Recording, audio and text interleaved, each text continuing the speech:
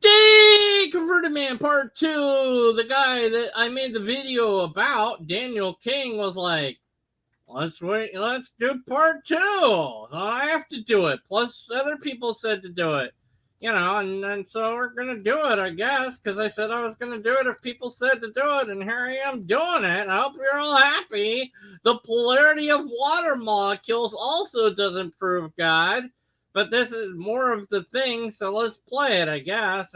If a water molecule had any greater polarity, life could not exist. If a water Yeah, well, if things were different, things would be different, I guess. I mean, oopsie.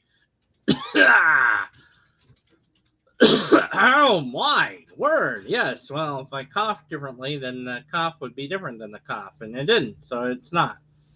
Yes, if polarity of the water molecules was different, the sort of life that we have now might not be possible. But to what extent? And has this been modeled? I don't know. Like, is this true, or are you just saying it? I don't know. All right. water molecule had less polarity, ice would not float and it would continue to build up until the whole planet was frozen over. And that is just 15 of 75 necessary conditions for life to exist. How did As we know it, life as we know it. But, maybe some of those could be less or greater than within certain variables, and life as we know it would still be able to exist. So I think that there's a lot left out here. And it would be great? I don't know. It's just some citations of all this, which aren't here. It's just like, show me who said this, where, what peer-reviewed publicated paper by scientists publicated. That's not a word. Anyways, no citations. did such precision come about? There are only two possible explanations. Uh-oh, I sense a false dichotomy coming. Random chance or intentional design. Ah, yes, I was correct. So, no, because you're leaving out the filtering mechanism. Why is this done? I do not comprehend why this is done. It's not just random chance. There's a filtering mechanism. But random chance, given enough variables, given enough time, can produce a wide variety of things. The way that things are is something that produces other things in certain other ways. And if those variables were different, then things would be different, but they're not. So we only have this one example. And without some sort of model, you're just asserting things without knowing. It's like, well, if this and this and this was different, then we wouldn't be here. It's like, well, maybe not. It's like, well, how would we develop if the whole planet was ice? I don't know. Maybe we would anyways, And we'd be like, oh, we couldn't have possibly developed unless we had all this ice, It's just, yeah. The mathematical probability of everything happening by chance are so astronomically small as to approach impossibility. All right, so yes, an appeal to possibility. I think I went over this last time, but it's been 7 days. 7 days. What the heck was that about? Ring, ring, ring. No, I'm not answering the phone. What if you didn't have a phone and you watched the movie? It's like you'll receive a phone call, but if you don't have a phone, then what? And you don't have a TV. That how does it? Okay, anyways, that movie was stuff. All right, that was the Ring movie. Sorry, what was I talking about? Yeah. So if things were different, the possibility is really high. And like I said last time, yeah, just existing is like improbably impossible. Just being alive right now in this moment, you've beaten all sorts of crazy odds. And somebody else said in chat or in the comment, whatever, that's like, well, even being born as you is unlikely because there's however many bazillion sperms. So, the that itself is unlikely, and coming in and surviving every moment until this moment was also unlikely. Highly unlikely things doesn't prove anything. You're just like, oh, but it can't be chance because the possibility is just so high. It's still not impossible, by the way. But we also don't really know what the possibility is. These numbers are just abstract. They're cobbled together from just nothing without any model. We would need a model of another universe, and then we could maybe compare this universe to that universe and get some idea of probability. But probability still wouldn't tell us that it couldn't be this way. It's like, and I think this was demonstrated by Dawkins quite some time ago.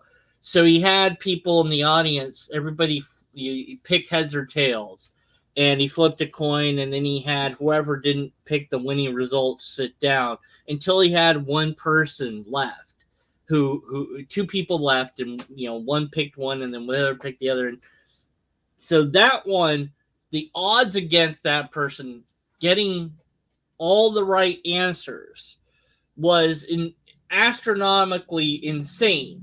Yet it happened. He got the right answer every time by pure chance alone. So these sort of things happen. And to just say, well, but it can't just be chance. It's too improbable. You don't know that. And of course, you're leaving out the filtering mechanisms that are in place. And you might say, well, but all of that had to be something. And go, okay, doesn't that then apply to your belief in God? There are thousands and thousands of beliefs in different types of God. And there's been thousands and thousands upon beliefs in different gods before your religion existed, and new ones have developed since then. And not all of them are called God. They have different names throughout time, and some of them have been lost to time. So if you said, well, you have a 1 in 10,000 chance of being right when you select your God, that might not be a problem if your God is not one that says you have to choose me or else.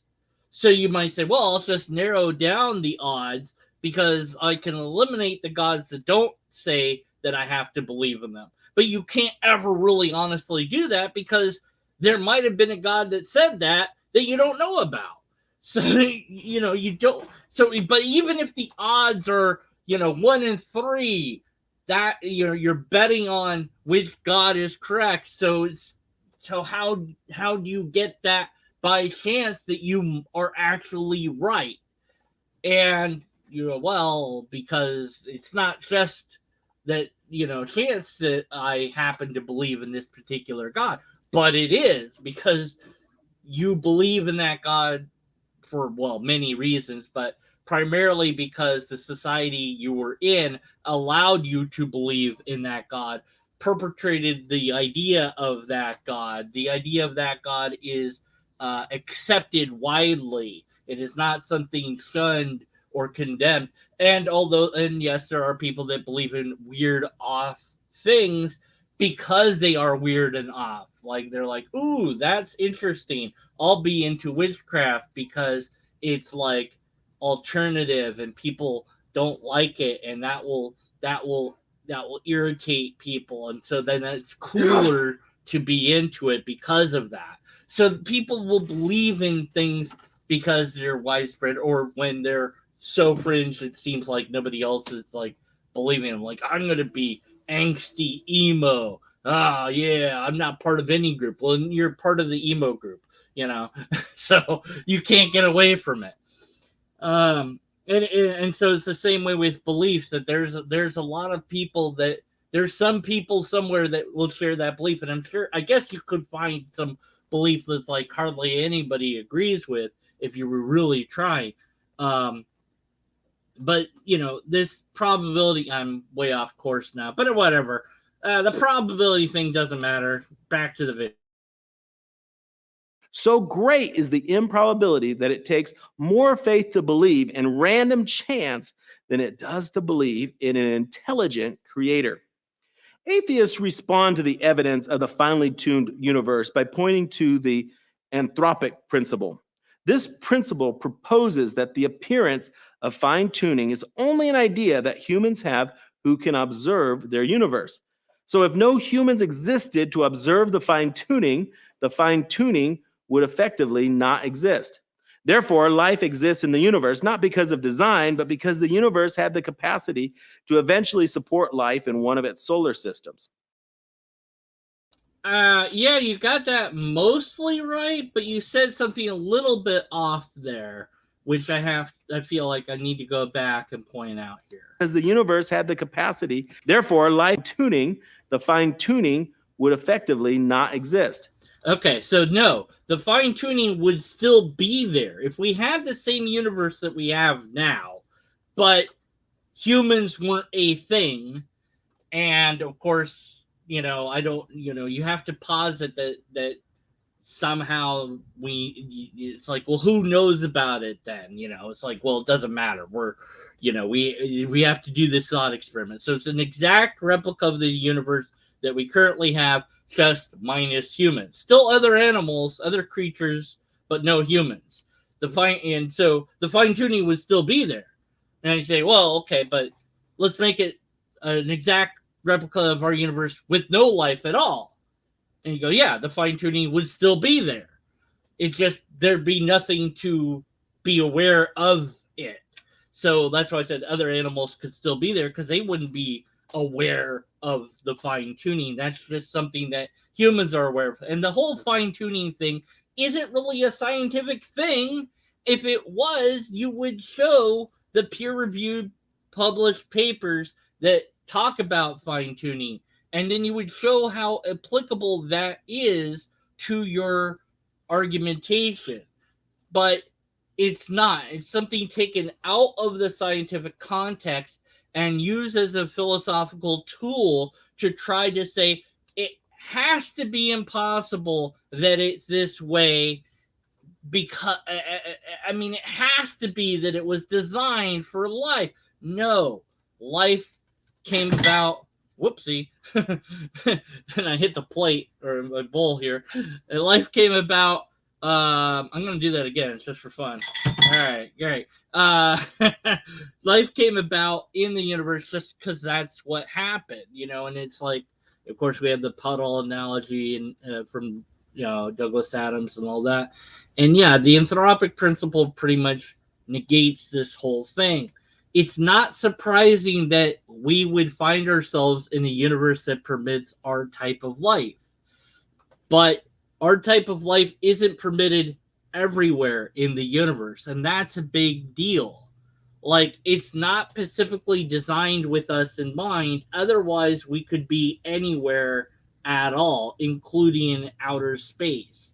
And we can't be. Now, maybe some organism is able to be in outer space just fine, but that's not us. So, all this wasted space doesn't really make a lot of sense if you're saying it's a universe created with us in mind. Well, why make it so big? Why make it so vast? Why do you have all these things there?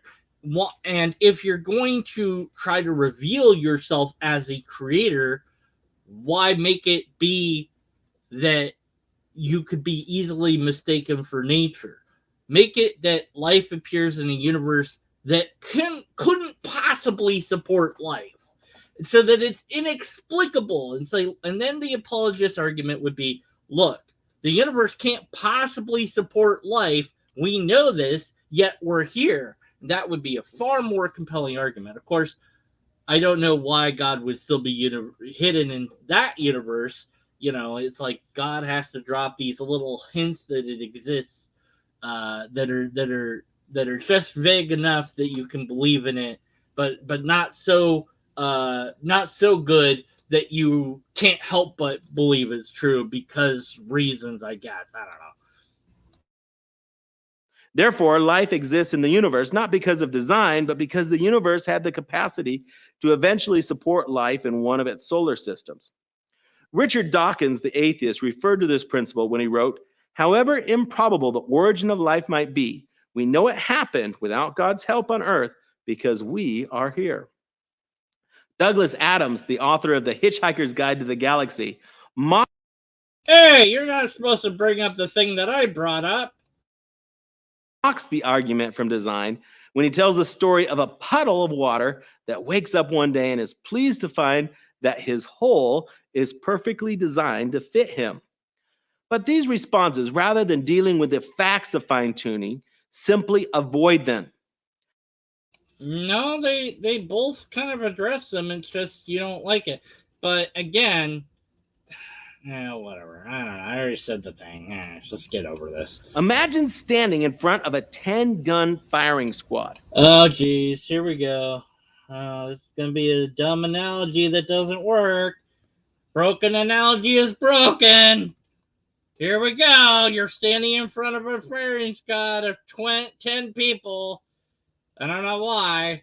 I don't know. I would stand somewhere else. All right, let's hear this analogy that's broken. The command rings out. Ready, set, fire. Yeah. All 10 guns report, but you're not hit by any bullets. Yeah. Undoubtedly, you would be surprised to find yourself still alive. Now, what would happen if the 10 soldiers reloaded and fired again? Yeah. But the same result comes. Well, maybe their guns are freaking broken. Maybe they're bad aimers. I've heard this analogy before, too. That's so weird. It's like nothing you're saying is original or anything. Oh, well. That you're still standing and in good health. Then you might start to feel that the odds were on your side. If this happened 10 times over and over again, eventually you're going to start asking yourself why no bullets are hitting you. Maybe there are no bullets. Maybe they're blanks. Maybe they can't fire worth a darn because they were trained by stormtroopers from Star Wars. Maybe it's a dream. Maybe they're deliberately missing you. Maybe their guns are misfiring. Maybe the bullets haven't been manufactured correctly. Maybe there's high winds. Maybe they did hit you.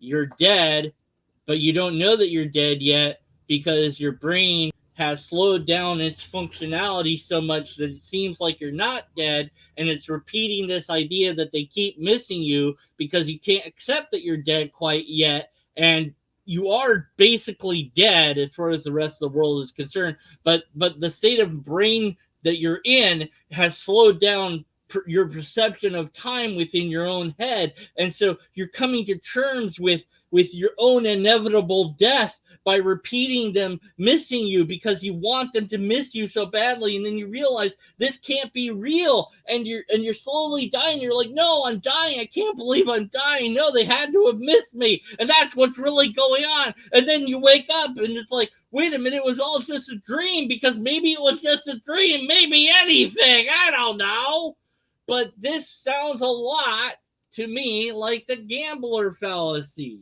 Well, if every single time they shot and missed, the odds are in my favor. And so I'll bet again. So let's have the same scenario so that I can have the gambler fallacy there,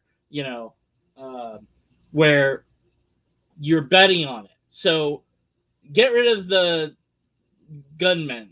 Let's just do that. Let's do Russian roulette. Way more dangerous. Don't do Russian roulette, ever. That's Deconverted Man Says, don't do it.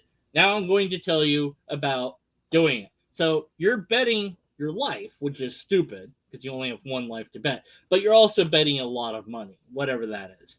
And every time you spin the chamber, there's one bullet, and there's what? Let's say 7 holes. So it's a 1 in 8 chance that you're gonna die. But every time you spin and fire at your own self, and it clicks and you're not dead, you get another $1 million or whatever. You're like, well, that's a lot of money, and maybe you feel like it's worth the risk. Spin, click. Okay, I'm still alive. I get $1 million. You can quit now, or we're gonna double the money to $2 million. That's a lot of money. $1 million I pretty much live off of, but 2 million means I could, help a lot of people. Yeah, it seems worth it. Spin, click. Okay, we're gonna double it again to 4 million. Oh man, this is yeah, and you go, okay, well, why not? I'll go again. Click. We're gonna double it again. It's 8 million now. And you're like, okay, this is I've missed every single time. So my next spin, I'm obviously gonna miss because I'm in a lucky streak. Spin, and then nothing because you're dead. Um, Also, there was never any money. They weren't going to give you any money anyways. They were just going to kill you because it's in a dystopian movie or whatever. But anyways, look, the thing is, the gambler's fallacy exists for a reason. That you say, oh, the outcome. You say there's a couple of ways to phrase it. It's like, I've won every single time, so I'm going to win again, or I've lost every single time, so the next one I must win because I can't keep losing. And there's this thing called the sunken cost, that where you think the more time, the more energy that you have put into something, you think, well, I got to keep going because I've already spent all this stuff on it. If I stop now, that will all go to waste. And that's how these multi-level marketing things work, and why people fall for scams and all this, because and they fall for them over and over again because they think, well, but if I just invest a little bit more time, energy, and money into this, then next time I'll get the success. And you never do, but it just doesn't manifest. But the fallacy remains, and it's a logical fallacy. So this analogy that you're using here is nothing but a logical fallacy of the gambler's fallacy. Well done. Thanks for doing that. All right, keep going. And how it could be possible that you are still alive.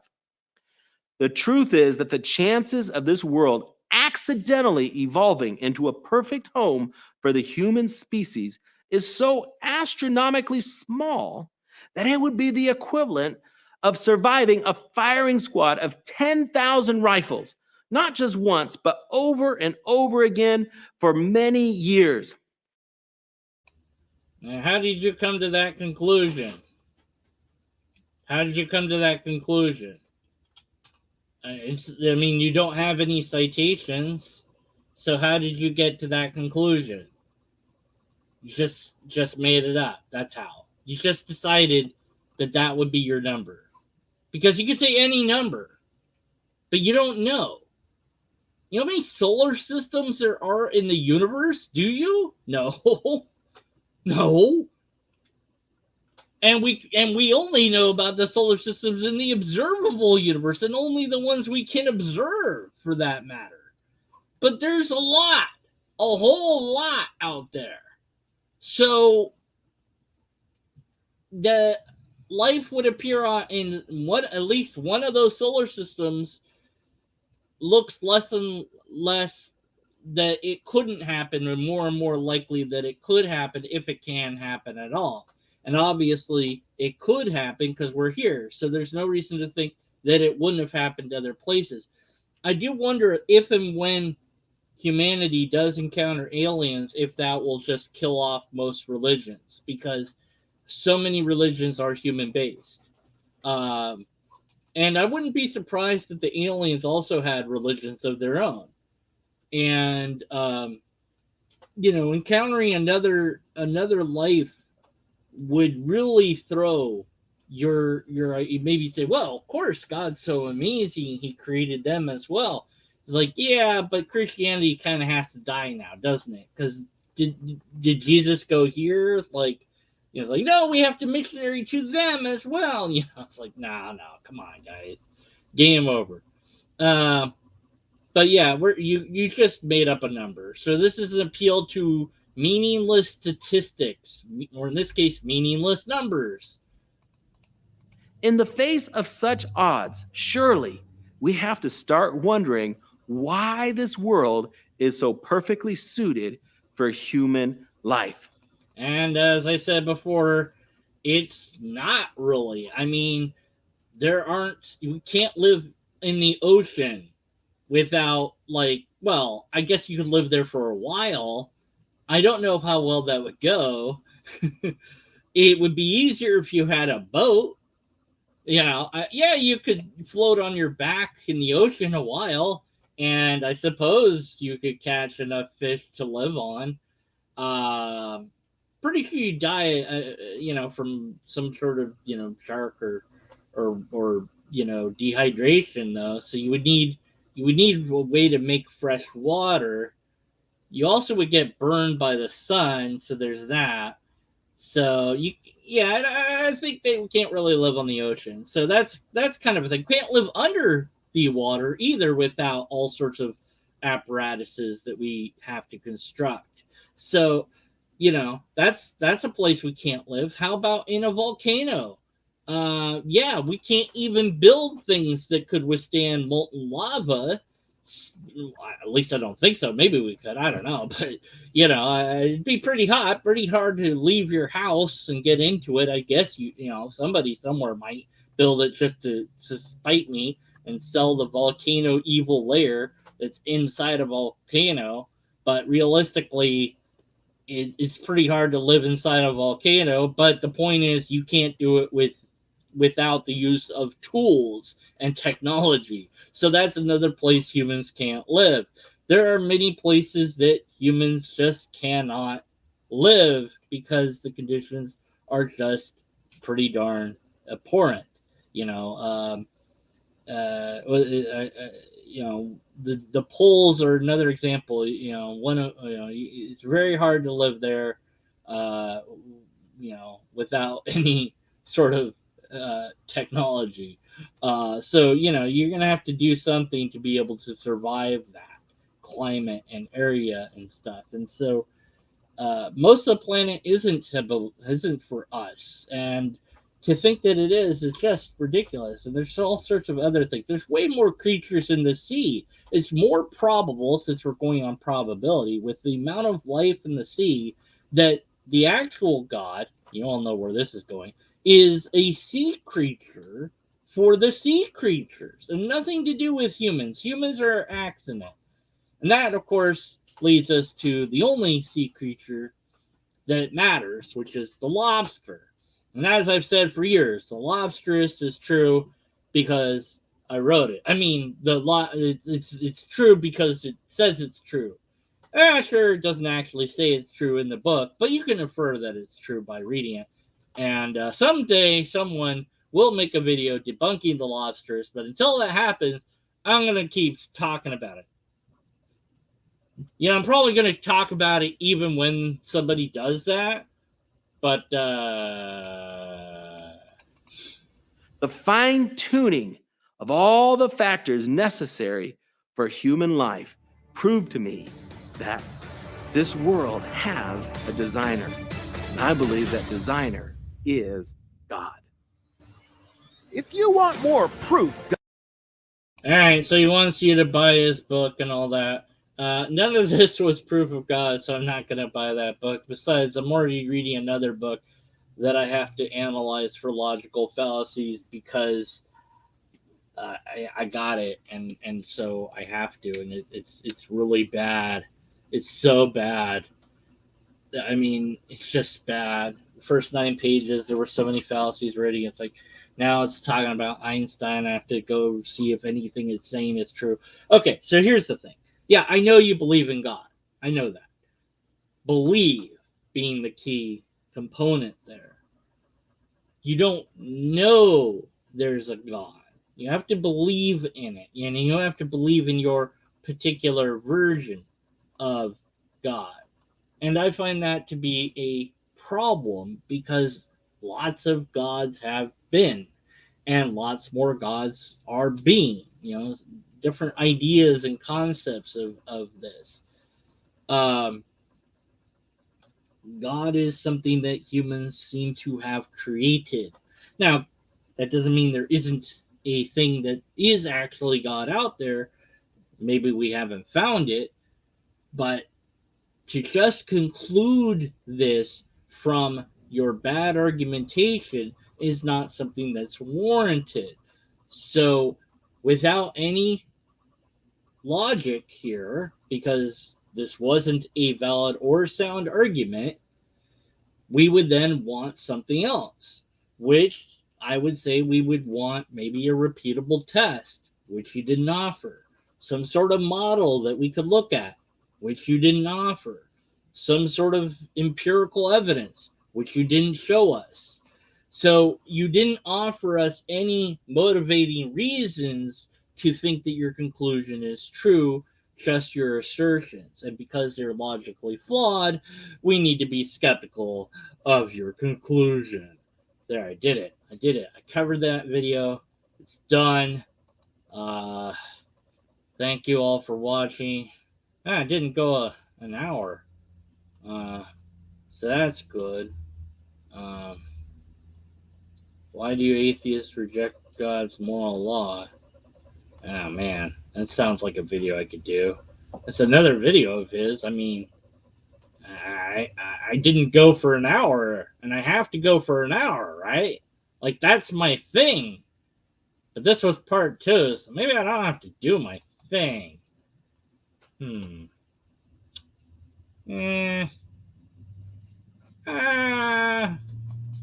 What do I want to do? Let's see.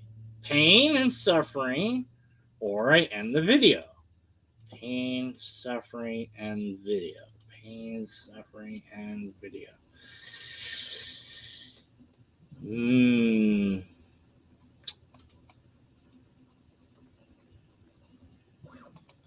So difficult.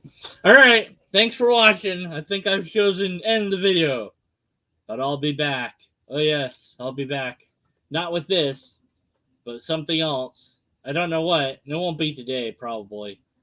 You know.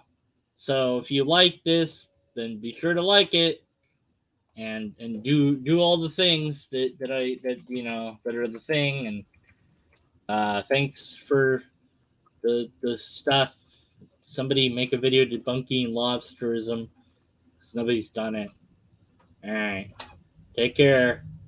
I'm not doing part 3. So it's not happening. Goodbye!